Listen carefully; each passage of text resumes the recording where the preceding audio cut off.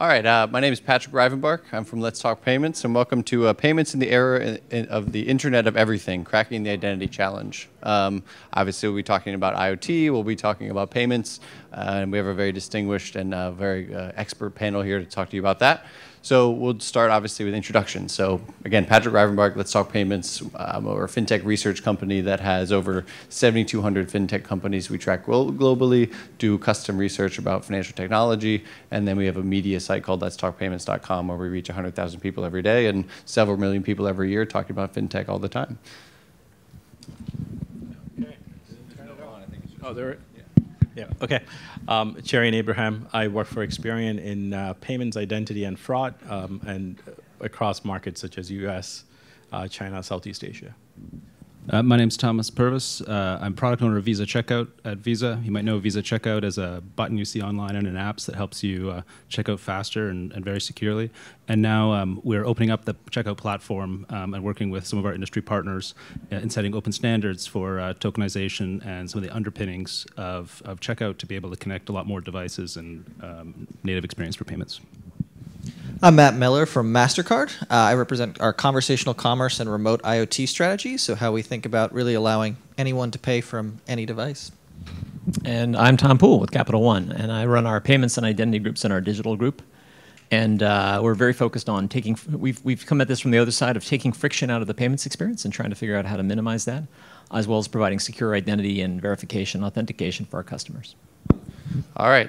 So if you're at the keynote this morning, I think one of the important questions and that was brought up was that identity traditionally has obviously been thought about related to a person, but when IoT comes along, that obviously changes pretty dramatically as you have a lot more devices on any of this. So you see the projections over the next 5 to 10 years getting anywhere between 20 to 50 billion. It doesn't really matter the number when you get to that big. But I think what's important about in this transition that we're going through is stopping and saying, well, what do we need to rethink, right? Because obviously things are changing a lot. That's why we're here. So given that, how have you all, at your respective companies, had to stop and rethink the fundamentals of what identity is, considering it's going to be a combination of people and devices? You want me to start? Okay. I don't know if David's not here, but he also coined another term. He called it identity in IoT, and he picked IDIoT as the abbreviation, which is funny. So as Experian views this, we try to solve the question of identity in consumer brand interactions, right, with respect to lending, account onboarding, a few other use cases.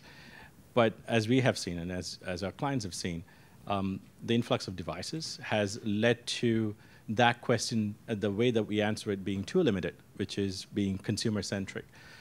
And we needed to expand that focus of answering that question to include what devices and the roles that they play in those interactions. Every device today, as growing up, right? I mean, when we looked, we couldn't name the number of devices or equipment that we operated that had a motor within it. Similarly, right, today devices have at least a chip and a radio. And therefore, when it has a radio, it has what you call a deterministic identity. Something that a network or another service provider is able to say, I know what this device is, I know where it is.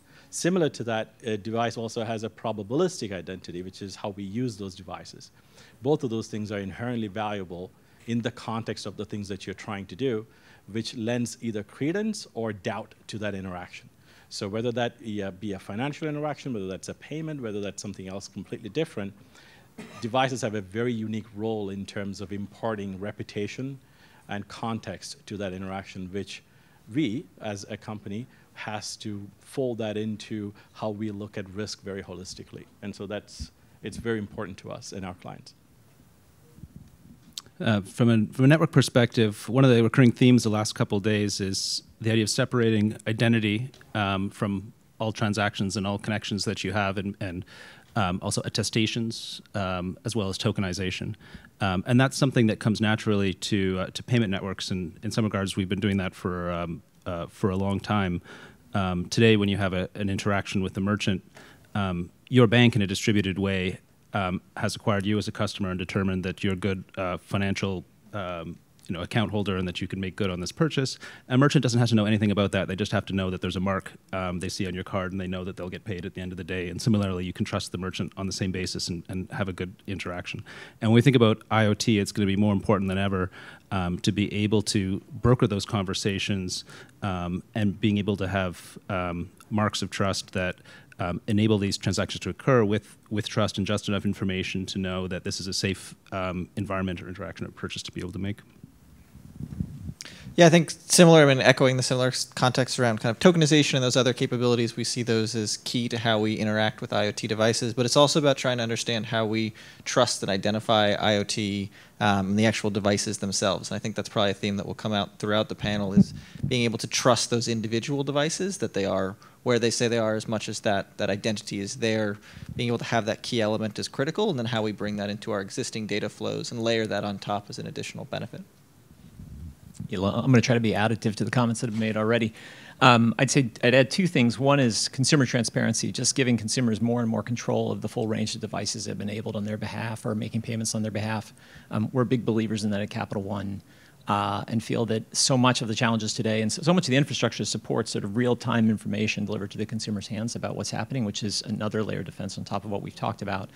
The other thing I'd emphasize is just the role I think tokenization will increasingly play. I mean, if you think about today, what's happening in the Internet of Things as it relates to payments is the current credentialing system as it exists today is giving full rights access to a broad-based payments credential to almost every device. And so with tokenization, we get the ability to fundamentally limit the rights down to a very narrow slice of exactly what the consumer intent is for purposes of provisioning payments to a specific device or enabling a device for payments. And that's a huge mindset change, whether it's time-based limitations or whether it's specific item-based, dollar amounts, location-based. I mean, there's so many bases on which we can limit a token as well as give direct access to the consumer to turn it on and off, that it's really, I think, going to change the paradigm of risk that we associate with each of these devices in the context of payments.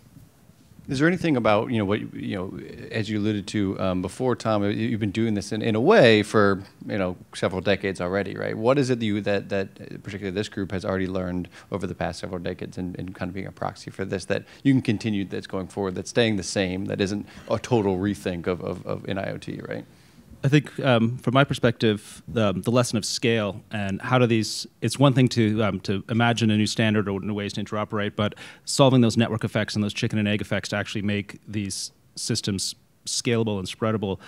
That was the secret of the card networks in the beginning, was the chaotic model of individual banks being in a distributed manner, being able to acquire both sides, and that every time you add a merchant to a network, it doesn't mean that the banks on the issuing side have to redo or rethink their integration and vice versa. That's what makes it scalable. And I think that lesson we're going to have to take to IoT when you have this enormous proliferation of devices at CES, and you can't expect 20,000 banks in the world to go have an educated opinion about which of those 100,000 devices and SKUs that came out are good ones to be worth tokenizing when we're engaging with. We're going to need to have a scalable network model that makes it possible for now multiple parties in terms of OEMs, financial institutions, merchants, consumers, to have a mutual degree of trust and make these things actually scale. Yeah, I would add, in terms of one of the key elements that we've seen over the years is consumer trust and being able to build consumer trust within those solutions. So I think we've seen a lot, and I think, Tom, to your point around control, we've seen this in our research with consumers, that there's kind of an initial hesitation around payments and IoT. Why do I need to do that? What would I do? That feels a little scary. And I think we see that same world in e-commerce, right? I'm going to put my credit card on the web, and that's going to be a scary component. And it's identifying the right controls to ensure that it's both a safe environment and ultimately allows for consumers to have real utility and add value to their lives so that they can feel in control, feel safe, but also have these great new experiences that are possible. Yeah, I would just add to that. I think it's also got to be friction-free.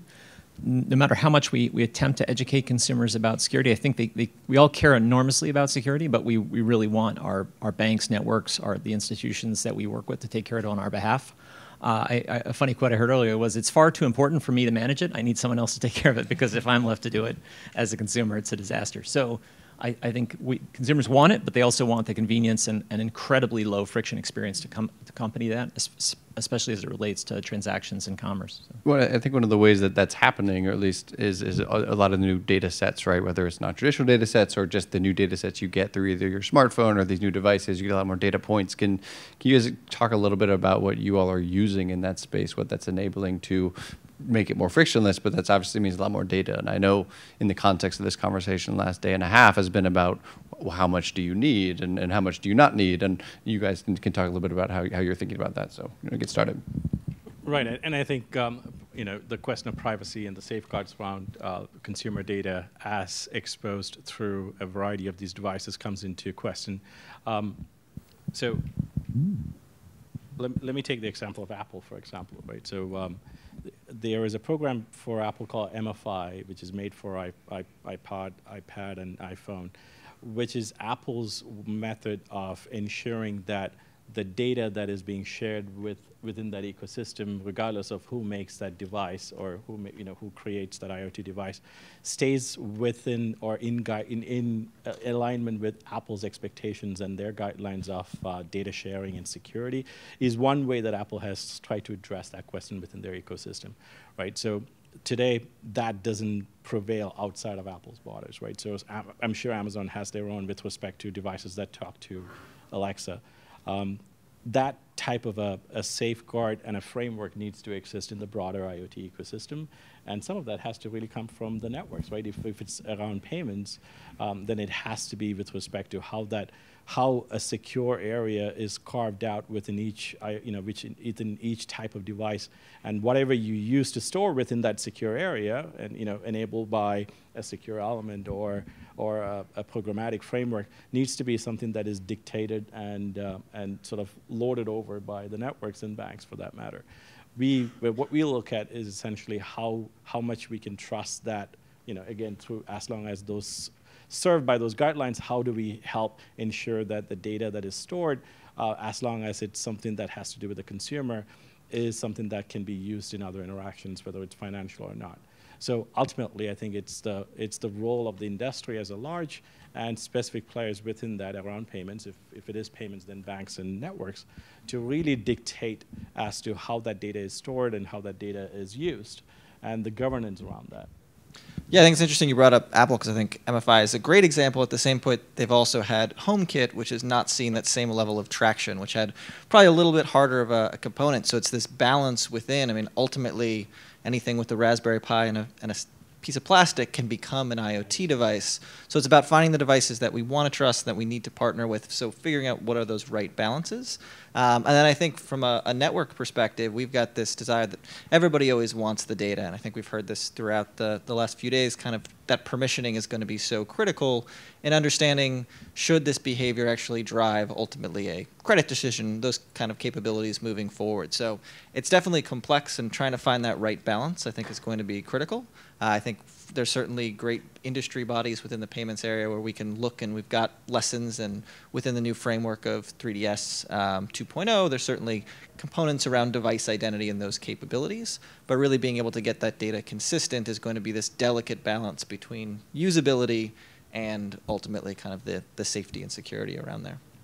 And building off of Tom's point, I think the real opportunity of IoT too is if we can make the easier way to transact also the safer way to transact, because tools like biometrics or IoT attributes make it easier to reliably recognize a customer on the other side of the internet with less friction at the same time. And from a data perspective, it's all about passing the right data through the network. I think I'm just thinking mostly at the transactional level. We now have this opportunity to be able to send dynamic data with every transaction from the point of origination back to the bank. And not only dynamic data, but thanks to standards like 3DS 2.0, richer sets of metadata that allow banks to make much more informed decisions. So they're not declining. Everyone's had that experience where it's really you, but you're getting declined, and now you have to go through a bunch of steps in order to make that purchase. That's not good for your experience or the merchant's experience, and we've a lot better tools potentially in the IoT space to have lower friction and yet higher quality. Those two things can come together in some cases. I just throw in two sort of practical lenses on this question of what other data sources could we conceivably harness, or what value could the data sources coming from IoT devices give us. One is just consumer transparency. There's obviously an amount of trust of what do you intend to use the data for? What's the value? And we take that incredibly seriously and find that the best policy is almost always full disclosure. Hey, here's exactly how we're going to use this in a fraud determination, or why we value it. So I think that's critical, because as a consumer, I want to know why you want to collect data. And there are many permissible uses I can imagine that I would find okay. Maybe some of you would see different use cases. But as long as that transparency is there, I think I can get comfortable. The second piece is I think the practical reality is the amount of data sources now it just feels like it's growing exponentially. And it taxes most companies' ability to sort of ingest the data and actually harness it in a constructive, additive way, assuming it actually adds value to the existing processes for risk determination. And so I think it's really going to challenge a lot of businesses, banks, networks, to rethink how they build models, how they ingest that data, to really sort of increase the speed at which they're able to take in data and powerfully harness it in favor of in benefiting the customer on risk detection. That is a tricky thing, and it's almost the sort of the cart pulling the horse, in a sense, that the data is arriving in huge quantities, and the modeling systems that have been developed aren't necessarily there. And I think this is where you're going to see machine learning play a much more material role to figure out how to ingest that data and rapidly adapt to the insights that it's providing. And just to actually, just to clarify that a little bit, are you saying, or could be saying a little bit, like we may already have all the data, we just don't have the right kind of tools to sort through it? And you talk about machine learning being that way, or because people always say they want more data, but do we actually need more data, or is it better just harnessing the data we've already got?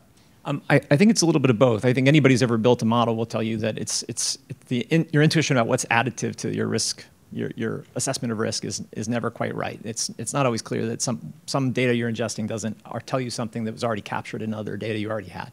So just that observation that not everything's additive to depending on what it is you're trying to measure. But then there's a second piece, which is as you ingest this data, just being able to accurately reflect it back in decisioning to customers on whatever it might be, approving transactions in the most basic form. That's not an instant thing. It just takes time to look at the data sources, validate the data sources, test the reliability, but then actually to rebuild models, construct those models, horse race them against other models. You need automated ways to do that. You can no longer rely on old statistical modeling techniques, I believe, to do that. So. No, I was going to say yes, and provided that that data is predictive, right, and that there is some performance data around it for you to prove that this data is valuable to to have in that mix. Yeah. Yeah, go for it.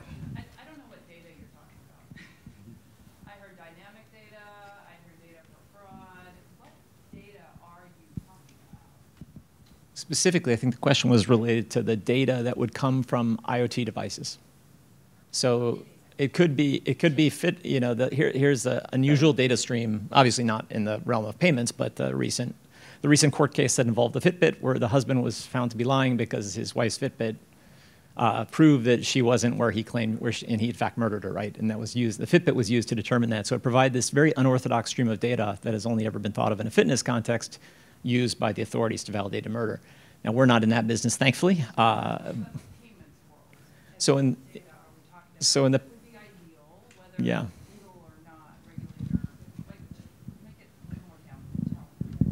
I think one area around data that's interesting within IoT is about kind of persistence and identifying where a consumer is and where they continue to be. So we look at some of the things that are used today within even like the Apple Watch itself uses persistence for CVM, kind of having created data around how does that work, how does that use case apply to other IoT components. You think about a connected car and the persistence related to connected car, that becomes a very interesting piece of data around authentication, and then obviously coming back into the baseline of geolocation, that starts providing a really interesting data set as you move forward.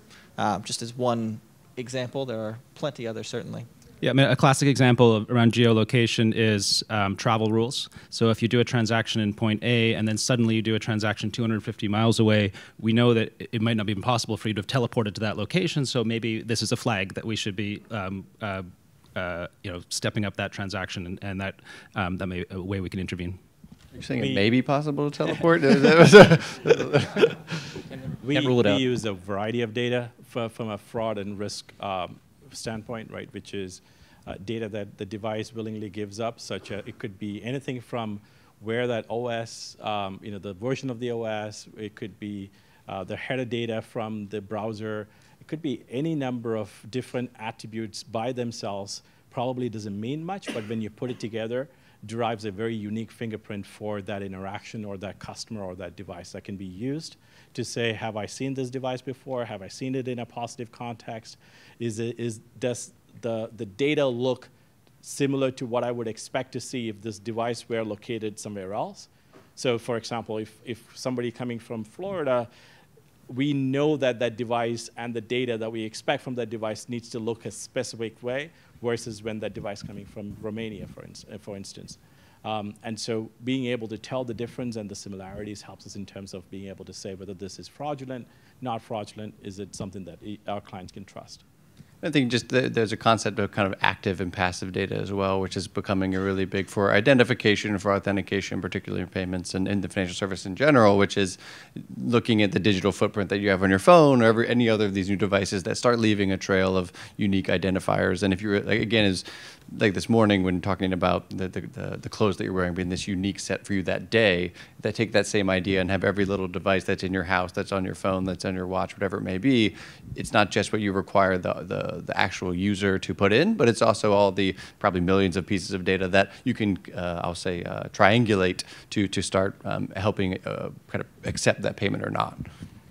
And to go on that idea, I mean, a lot of this, to your point, is about, hey, we want to be able to better accept these payments, right? But I think what an interesting thing to think about, particularly when it comes to maybe machine to machine or machine to person, is actually when things go wrong, right? So I think we're all very familiar with, hey, there's a card charge. I didn't authorize that. I can call in. I can refute that. I can get these chargebacks, whatever it may be.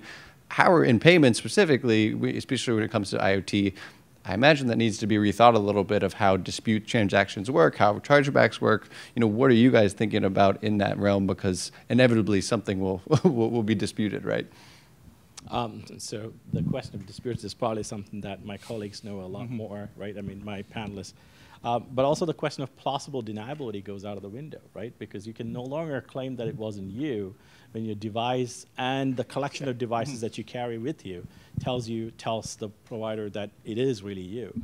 And so that brings, some very unique questions into perspective as to, what protections will and Reg C will continue to provide, right, to a consumer who says that it's not really him, and whether you would trust the collection of devices that would tell you different, or whether you would trust the consumer different. I don't know about that. I think there's a challenge of recording consent from the customer. That's very good, because consent today is something that has been given. So in an IoT use case, consent merely becomes a distraction after a point of time, because your devices at some point of time will need to make a decision to purchase. So his question was, what happens when it's a machine-to-machine interaction? And consumer is really not in that context at all, right? So consent at that point becomes the consent that I provided when I provisioned the card into that device, or would I have to provide consent at the time of purchase?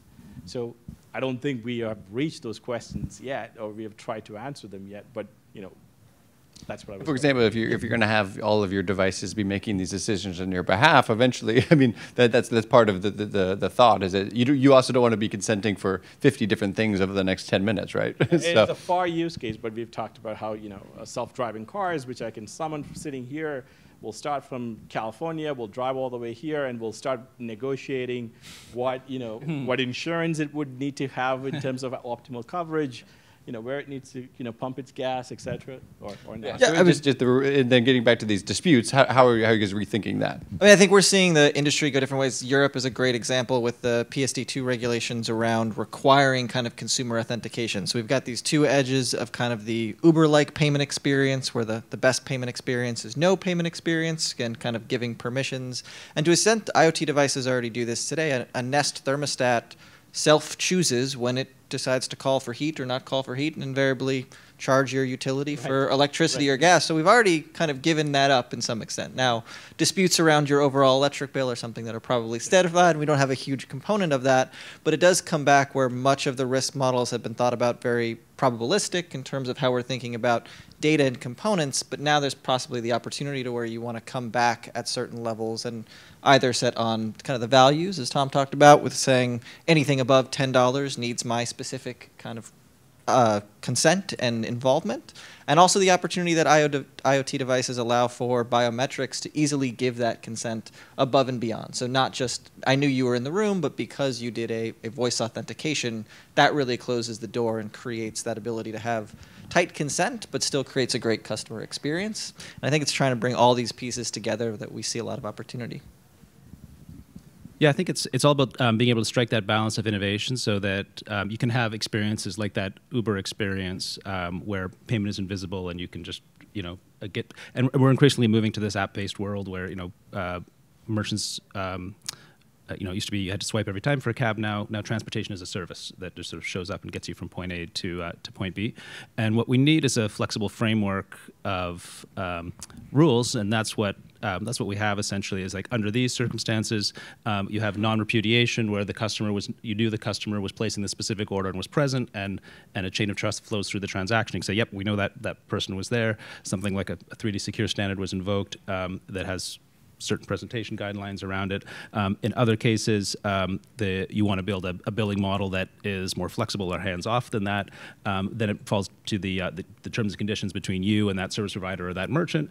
And then the merchant is able to manage and build those experiences. But you have that element of choice in the ecosystem of being able to build different business models depending where your trade-offs are and what makes sense for the consumer to merchant relationship. Yeah, we see push payments as another opportunity within this space as well. So consumer-driven payments help to kind of alleviate a lot of that risk around disputes and can help to drive that in that experience, and then permissions within that space make sense. And it's also interesting like how Amazon does it, right, for Echo, because Echo is really a closed-loop commerce product for Amazon, which means the customer goes in but doesn't really ever leave the Amazon ecosystem, right? So if I did make an order that I needed to cancel or needed to dispute or not needed to cancel, it is still within the Amazon set of services that there are hundreds of touch points where Amazon can still kill that order. So it's interesting how some of those, so Echo as a product has tried to solve the question of the risk of fraud or the risk of consent in not being given by being able to still sort of household that entire thing within its own platform. You make a distinction between shared devices on the IoT space and ones that are personal. Because if you Airbnb a house out, right? Yeah. So let me talk a little bit about. So we did recently a survey as Experian with Creative Strategies that polled about 1,600 consumers on the type of different assistants that they use: Echo, Google Home, Apple AirPods. And Apple AirPods had a 98% satisfaction rating, which, considering that these are all Apple folks, then it wasn't really that much surprising. But what we also found was that we asked the question of identity, which is, Alexa is really, Echo is a product for the home, which means it's a shared product more than we asked how many people tend to use it as a one-on-one versus, more than one person in the home. And Alexa was, single-handedly was more than one person having that interaction. So then comes the question of how do you determine identity? And so Google actually has now started rolling out the way to differentiate across voices so that it starts to pulling away a little bit in terms of an identity standpoint. But back to your question, that shared home, but it's a shared IoT device, but it still uses Prime, which is connected to that one customer, the household. And that's how Amazon tries to address the question of, even if it wasn't ordered by you but was ordered by your wife, it still goes on your Prime account, therefore allowing you some visibility in terms of what you wanted to do with that order. And so it tries to solve for risk within that. I'd encourage you to look at the Spotify model, which is you can be streaming to a Sonos device, you step away from the Wi-Fi network, and that connection ends. Nice. When we work with our IoT partners, in general, there's a recognition that because many of these devices are meant to be shared and disambiguation is difficult, you're generally linking back to some kind of primary authentication mechanism, whether that's a watch, there's a phone, there's some presence that allows you to make a stronger linkage, and therefore, because you don't want to be walking away from your house for a month right. for vacation, right. and having it run charges on your Amazon Prime or whatever. And coming back to the survey, we asked, what would be the reasons why you wouldn't use a financial services product through Voice as a platform? And the top reasons given was, one was that I would be misunderstood, that the data would not be secured, and another one was, I think those were the top two. But which, again, through Alexa, I think, the question of multiple people using that platform. But with the AirPods was that, I could generally just talk in a whisper and still be heard and understood. So there was a distinction between what type of, or what class of devices would be more suited from a financial services standpoint. There's another question. Yeah, I wanted to talk about what happens when you have, for example, children also are using parents' credit cards, that sort of thing. But they're all on the IoT systems. So how then do you say, okay, well, it wasn't me, it was not you. It's your child, but you now have these payments, you have these transactions that you have to now disprove. So I'm just curious how the financial sector is dealing with the reality that IoT devices have children involved, and there are implications for how that interaction affects the types of transactions that you have. I haven't seen specific examples dealing with that yet. I have no doubt it's coming, and I've seen some awfully big iTunes bills from my kids. So I think everybody here has seen their App Store bills.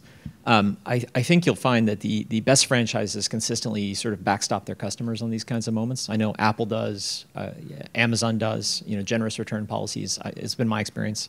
I have a card from probably every issuer and every network personally. And I would say that the thing that I think the financial services industry and the payments industry has made its name on is being a safe source for disputes of payments. I can say with reliability across every, and this is Capital One for certain, but I think of it's a Visa, Mastercard, American Express, Discover issue that I can dispute charges and have a very high probability of success, and the bank backstopping me. And the bank will absorb the fraud costs at some level. And that's sort of a cost of doing business in banking. But again, I think the great franchises consistently do that when they're pushing into new markets and absorb those costs and protect their consumers. And they know in the long game that is absolutely the best answer. It may have cost. I'm actually going to take that idea and kind of raise a question to that, which is, do you think this, the more kind of IoT data we have to better authenticate that it's me using this phone actually gives, to that point, financial services more leeway to do that because they will hopefully have less that they think are fraudulent or disputed, if that makes sense? I feel like friendly fraud may not necessarily be solved by that use case, right? It's a trusted thing. It's in the home. You could be in one room over, so it's hard to necessarily differentiate that. I think that's where we see control and visibility being really important. I think Cap One's done a great job with that historically, as well as being able to set limits on cards, set the ability so you can't spend more than $200 on iTunes in a single month, or whatever Tom decides to allow his kids to spend. So have those limits, but also have that visibility into transactions and how important that becomes. So you see a lot of the push notifications that are associated with communicating to consumers about things that are out of behavior, I think becomes increasingly important in these categories, and really then bringing centralization to have that visibility and being able to dispute before goods even get delivered or brought upon. And that's pretty important as well. Yeah, I think it happens both at the permissioning time when you're setting up a device and you're allocating, which or how many different payment instruments you want to link to this and under what permissions. Then, of course, the visibility down the road. I do see a world where there are some IoT devices are more primary than others. Maybe your phone is one of your most primary ones where you administer a lot of things that are in your personal cloud.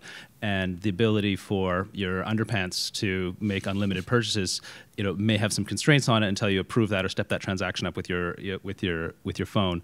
And that's where at the network level there can be incremental checks, and many issuers have also been innovative at looking at services for alerting you, making sure these transactions are happening, and that's stuff that we're offering at Visa too, in terms of domain controls and visibility alerts on transactions. Well, I think this is a little bit too where some of the technology can come in to help. We were talking about machine learning earlier. There's a whole host of not only I'll call it the triangulation of the passive and active data to get more confidence in who's buying and authenticating this, but being able to learn the responses of customers, and all of a sudden you're buying this. I always think of the the encyclopedia commercial where the kid's buying like 10,000 encyclopedias, you know. So that same idea of even the machine learning can help start identifying anomalies in behavior, which can start proactively probably doing this. So if your kids start buying a bunch of stuff and you didn't know it, well, that's going to be out of the normal for what your normal activity is, which you can start kind of doing that passively, so to speak. Like, I love the use case of the connected fridge, for example, as being a multi-user device. So during the course of the week, you know, you run out of something, you remember something, just literally taking the affordance of, normally we would keep a paper list on the fridge of things you want to go shopping for at the end of the week, create a digital list. Everybody can contribute, or, you know, by touch or voice or whatever, and then at some point you want to place an order and get Instacart to bring the groceries. The fridge itself could be where you authorize that purchase, or at that point the purchase could get transferred to your phone, and, you know, head of family or something could approve it with a thumbprint and make that order happen. But these sorts of multi-user, multi-device use cases absolutely become possible. I think the world it's evolving, right? So we've already seen Google having the ability to do identification. Frankly, Amazon has that capability. It's not been directly exposed within the Alexa framework, but it's in there. And as we see Alexa getting deployed into vehicles and into other devices, that there's going to be this need, and I think it's just at this early stage, but very much anticipate that what the excitement that's driven around AI, conversational experiences, and IoT is about getting something that's personalized to me, not necessarily to my wife, to my kids, but to me specifically. So if we can't deliver on that individual promise of kind of, you know, Rosie the robot knowing you as a person, then I don't think we're going to deliver on what the vision for what IoT and AI can deliver anyways. And I don't think it needs to be a true identity, right? I mean, it doesn't have to know that Tom Poole is the person behind that identity. Like, for example, even with Touch ID, the Touch ID, the identity stays in the context of that device, just says that it's a trusted or a registered fingerprint. That's all it says. It doesn't go beyond that. That's right.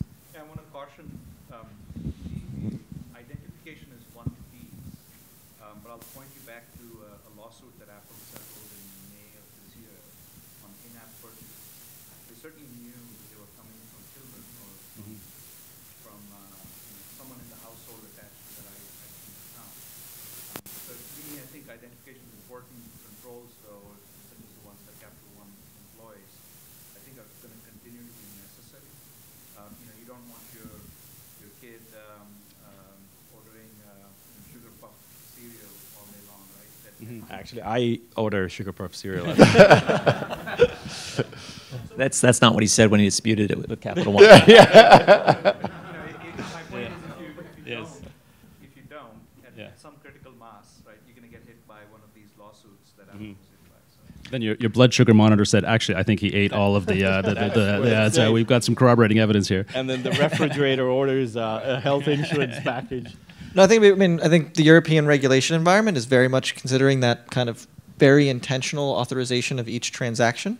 And it'll be interesting to see how consumers react to kind of see a little bit of at least for the next couple of years, a differentiation between kind of digital purchasing experiences in Europe versus the US. And we'll see how that kind of shakes out in terms of, do I want that extreme level of control that European regulators are indicating? Or am I okay with things going wrong every once in a while and, you know, having that balance? So trying to find those. I mean, like, if I may think that for my kid, a $10 purchase limit is the max, but if, you know, Trump wants to give Barron a $10,000, does he get the right to do that? Or do we as a society say that kids only get a $10 limit until they're at a certain age? Because as you said, in Europe, the rules of who gets to choose when and how are being set by the regulators. In the networks, it's historically been the networks who have set the rules. And if you look at each of these interactions, defining the rules of who gets to choose when and what ultimately drives a lot of the value. So, and there doesn't seem to be any framework that we're thinking of.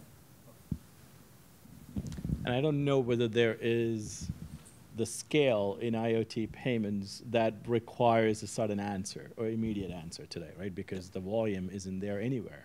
But with respect to iOS, you know, purchases, that's an entirely different story altogether. Yeah, I think we need to be very careful about overly prescriptive regulation in IoT right now. I do think we have a lot of good regulation around payments already and a lot of safeguards in the system. Principle-based regulation is always good, but with so much change coming in the way IoT devices are evolving. I don't think we want to paint ourselves in the corner with overly prescriptive regulations now. But there is, but there are, I think, a lot of precedents for how to make these systems work. I think you want to be able to make risk-based decisions. If you're spending $10,000, the threshold of authentication might be different than a $5 transaction, especially if it's a habitual $5 transaction at the same coffee shop every day. You really don't need to put the customer through the same, through the ringer to be able to keep buying that coffee. We know it's you. You always buy the coffee. This is a zero risk transaction. Versus you've never made a $10,000 purchase before, and you're 16 years old. Maybe we should invoke some extra layers here and also ping your parents and get some extra factors. Dynamically being able to scale these systems to the context as well as dollar value is really important, I think, in building an effective ecosystem. Yeah, I think that the rules is layered. I think there's certainly going to be some regulatory influence on the rules, but ultimately consumer choice is going to drive this. And I think the systems and the flexibility in the payment system as it's evolving in IoT or just broadly is increasingly going to allow you to set rights, create a payments credential, a token, if you will, and set rights to it however you'd like, assign it to whomever you'd like, grant access to whomever you'd like. I think the fine-tuning for us as an industry is figuring out the third layer, which is the defenses we layer on, so that to the extent you don't feel like doing those things or taking those steps or want to invest, we have a good answer that works for most people. Because I find in practice a lot of people that you can give people infinite numbers of controls around payments, but they don't actually subscribe or really want to invest a ton of time in those. So we have to be the backstop that gives you a really good answer. And for the 5% who want to invest a ton of time in catering my 4 children's precise dollar limits, the 7-year-old gets nothing, but wants everything. Then I can invest that time. But I think it's going to be that layer to get the right answer for every individual. And I like that the burden is on us. If we backstop it, if we back the disputes, if we back the consumer throughout that, then we have a strong financial incentive to keep improving those tools, and we're in the position to do it. And that's, to me, that's the way it should be on behalf of our customers. Well, so then what you're saying is that theoretically it's the consumer who has the choice, but everybody knows that consumers, if you give them too many choices, it's an illusion. They'll just go to the default. So whoever builds the system, and in this case, maybe the banks, maybe the payment systems, they're the ones who define the choice for the vast majority of customers just by, managing the defaults carefully. But then aren't those financial entities going to optimize to be like, hey, you should spend more because that's where we make money, rather than you should save more, which is, unless of course they want to make that way. Well, I think what is a little bit interesting about financial services and is the data that they have today going into this, right? And so being able to see someone's payment history, transaction history, where they spend their money, how they spend their money, is actually a really good set to say, who am I today, right? Obviously, that doesn't work for a new kid that's 15 that's just kind of coming onto the network, but you guys have a lot of information about these customers already that, not in a bad way, but to be able to use that to kind of start, again, anomaly detection, what is really outside of the user behavior, which I think is an interesting kind of aspect that financial service has that's unique than other people just doing a Wi-Fi kettle, right? They don't really have much to go from. But even with the massive availability of data, right?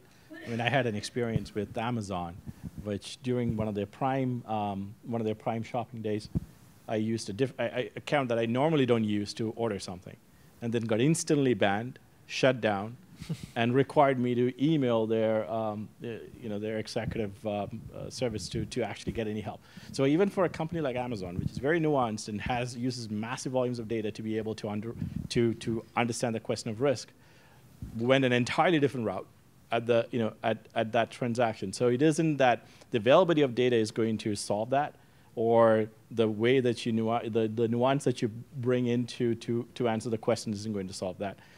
Ultimately, the way that they solve the question may be in an entirely ham-handed manner, even for a company like Amazon, for that matter. So just going to keep going here a little bit. I think one of the more interesting pieces, particularly, a lot of these questions are centered around sort of my personal consumers' devices that I have. But as we're moving to where you're going to have cities, governments, companies that are owning fleets of cars or smart cities, smart grids, you're going to have a lot more machine-to-machine payments specifically. And I don't know, I was curious what you all are thinking about that, because it's not going to be about a user preference. It's not going to be my car. It's going to be Lyft's fleet of cars potentially in this kind of self-driving world, and they're going to be interacting with payment sources around other devices. How are you guys kind of either preparing about that, or are you thinking about that already, of the sort of smart devices that are talking to each other outside of any individual or consumer? Well, I guess to a certain extent, challenge to consider the question, which is when you're in that car, if it's a self-driving Lyft car, it is your car at that point in time. So we're looking to ensure that the solutions that kind of can exist within IoT can move with you. So the things that are wearable, that are connected to your body, have one model, and the things that are going to be part of a mobility solution are something that can move with you, and that when you're in the car, that becomes your car and your experience when you transact. And when you're not in the car, ultimately that falls back to being Lyft's car and providing the right solutions. I think there is definitely opportunities within kind of the micro payment environment between those, and how that world kind of comes together. But ultimately, at the end of the day, what makes an Internet of Things device interesting is because it is attached to a human at some capability, because they're delivering a service, because they're buying a good. And so having that capability and being able to make that portable across these new models, I think, is going to be critical to ensuring success. But it could also be a corporate account, right? I mean, in the case of an enterprise, where it's machinery, for that matter, it could be it doesn't have to be associated. Well, for example, a machine who maybe has some sort of materials that it's running low on, it orders it itself, right? That's not really me. That's the machine. That's not really a person, but it's a corporation. Do you think that presents any different type of challenge, or is it sort of the same thing, but who cares that it's the machine instead of the person? I don't think it's that different. I think it's just sort of an ongoing trend of the servicification of everything, that you now subscribe to consumables as a service, and corporations are increasingly doing that. And if anything, it becomes less transactional, because you're just paying once at the end of the month to settle up for all of your reorders and aggregating that together. But I do think that is a trend that is happening, that the sort of general Uberification or servicification of a lot of different merchant categories, and B2B commerce too. I think when you project forward on future cases for technology that doesn't exist yet, you kind of have to, or at least technology that's in its infancy in terms of self-driving cars, certainly, I think you have to go back to principles. And it comes back to, look, if you hop in that, if you get a charge for a Lyft transaction in Beijing and you're sitting in your home in Fairfax, the same principles will apply. It doesn't, we will do our best to verify that it's you, authenticate that transaction, make it as frictionless as possible. And if it turns out it's not you and you were sitting home in Fairfax, then we will cover you for that charge. Because I think the burden should be on us to figure out how to build the defenses to continue to service you, but at the same time backstop you in the event that you have those kinds of issues. And I think, to your point, I think operating in the interests of your customers, whatever those interests may be, I think anybody who's been in business for more than 10 years quickly realizes that that is the only sustainable business model that exists. Anything else is wildly short-sighted, and I think there are plenty of great, tombstones in banking. There are tombstones in just about any industry, and there are bound to be many tombstones put up in the future for companies that didn't figure that out. So, and the other thing is that I don't think every device needs a payments function, right? It's so I think in some cases where what you need is trust between devices to be able to use that relationship or that web of trust to be able to make a payment on behalf of someone else, right? So it needs to be it needs to be able to negotiate and communicate the need for whether it's to purchase something or to top and up something, but it doesn't need to have a payments function by itself. Yeah, I think to build on that, very often what you're going to be doing is having a cloud-based account, but linking that account to an IoT device. So we're already there in cars. If you think of Cirrus or OnStar or something like that, I have a recurring payment relationship with Sirius XM, but that's in the cloud, and then I just link it to my car so my car can play. But that doesn't necessarily mean I'm giving my car any special powers to make arbitrary purchases on my behalf. No, it's just linked to this one account in the cloud. And similarly, my Instacart account may be linked to certain devices in my home, but that's actually controlled remotely through the cloud, and the device may help me place an order or assemble an order, but that doesn't mean that device can then go across the street and shop somewhere else or access a different account. Right, and what becomes interesting is when the customer, can we remove the consumer entirely out of that equation, right?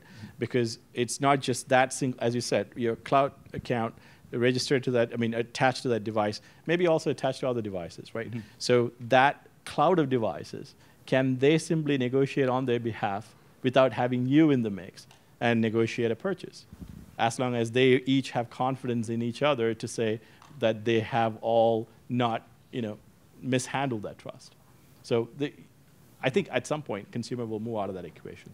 Or it may just be convenient to not have consumer in that equation. I think, consumer experience is so critical, and you could have every smart light bulb in your home individually have its own electric bill, but that wouldn't drive to the experience that you want. And theoretically, that's what's happening, right? Like, your smart lights can turn on, and they're charging you something that's based a couple of steps back into that network effect.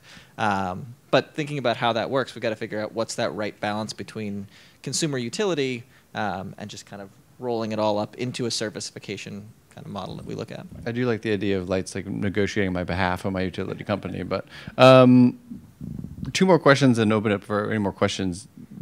What's something that each of you have kind of changed your mind about in the last, since you started to work on this kind of IoT and payments, right? So like what you maybe had an assumption or something you really believed in, and now you're thinking about it a little differently? So not just related to IoT, I think we've seen how important the role that devices have come to play in terms of attributing trust as well as reputation to consumer interactions. I think that's been very huge for us and as well as our clients as they try to resolve the question of identity and trust in every one of those consumer interactions. I think we have seen the role that they've come to play and the web of trust that they have woven among the suite of devices that consumer tends to use.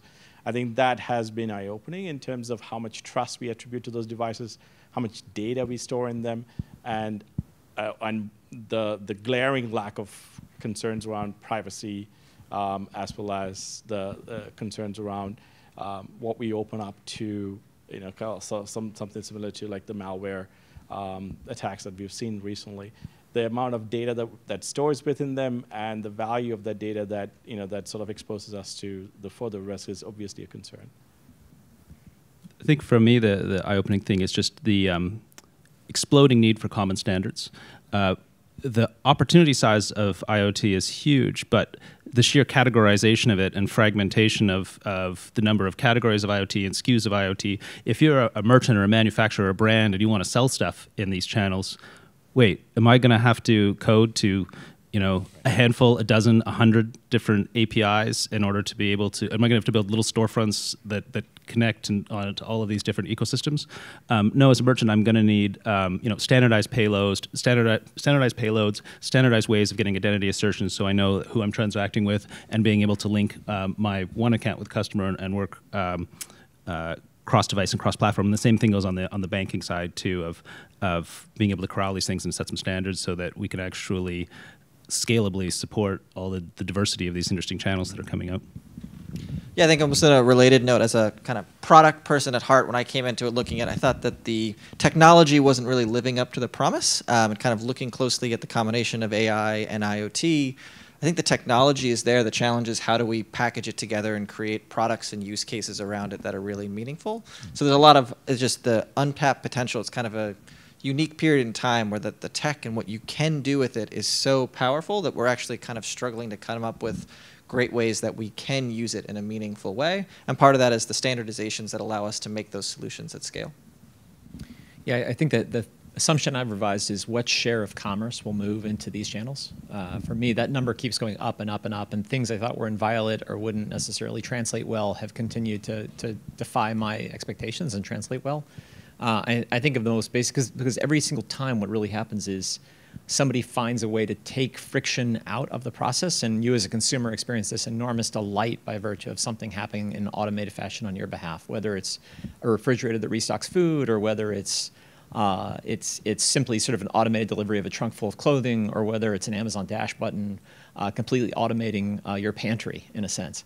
I mean, these are the basic examples. I think we're in our infancy of these kinds of things, but boy, you think categories that should be inviolate, that will be permanent retail establishments where you'll drive somewhere and go through that physical process, I think that's, I don't think anything's safe. So let me add one thing to what Tom said. So in our survey, we asked people, the first year that we did it, which was last year, we asked people who use Echo, what share of those customers use that for commerce? And so 30% came back and said that they do at least once.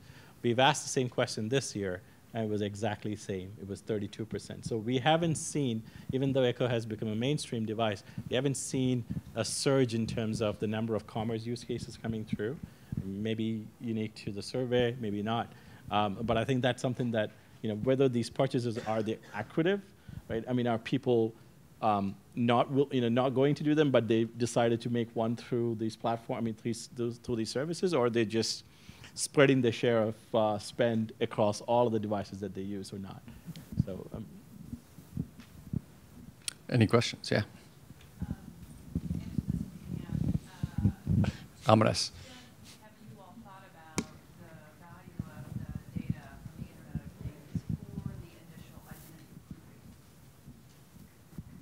Putting aside the traditional means of credit reporting, but really trying to think about the triangulation of information in a way that might solve for identities that we simply don't know to exist without traditional forms of in the credit system, social security number. So I guess I'll start. This one's yours. So I think alternative data, which probably where all this falls under, has stepped in to augment, here in North America, has stepped in to augment what we traditionally do from an identity proofing standpoint. Where with segments where who are thin file, data around their relationships with respect to carriers, other types of data has stepped in. We haven't really started seeing IoT data come into that mix. We've seen biometric data, we've seen other types, but not necessarily device data. Device data is being grabbed, but not from a credit risk standpoint, but more so from a fraud standpoint, because you can't really turn somebody away just because they use an Android phone, right? Yeah, exactly. So, but I think outside of US, I think there's probably, China and others, has used device data in more creative ways when it comes to deciding what the risk of that customer is, such as Sesame Credit Alley, uses their own ways of looking at device attributes to be able to say whether this person is high risk, low risk. Again, that's not being used in isolation. It's always used along with the e-commerce data that they have from Alibaba and elsewhere. So I don't think it ever is used alone. It's used to augment what other capabilities come from, more as a layered strategy. It's a little bit, do your clothes you're wearing really tell us who you are? Just curious if the data actually gets us there. I don't know what that says about the four of us, but I'm pretty sure. I'm sure that so I don't know whether that can be used from a credit risk standpoint. Yes, but more so from because that could bring a list of questions that I'm not sure whether financial services provider want to answer. Yeah, I don't know if we'll judge people's credit worthiness based on their outfits. Right. Although there could be some signals there. But more that sort of contextual information has been used traditionally to make sure that you're still you when you show up. So everything about you looks familiar, so we can recognize you in a remote environment and make sure you're you. I think IoT and establishing initial identity, I'm curious to see how that evolves. I think if you want to count a mobile device as an IoT device, then of course mobile's been hugely transformative in driving financial inclusion globally and opening up much more electronic commerce and getting people into the financial system. And I'm excited to see if there are some IoT applications that'll help us keep extending that. Yeah, I'd just say, obviously underwriting and lending is strictly governed by regulation, which doesn't, I think, the moment has not contemplated those kinds of sources of data, and I think there has to be a lot of research done to understand what they're really telling us about people and what biases or things we're trying to protect are creeping into the system through IoT data sources. In a general identification sense, I think they could be extremely useful if really what you're seeking is just a general identity for purposes of renting a car or for lots of other use cases.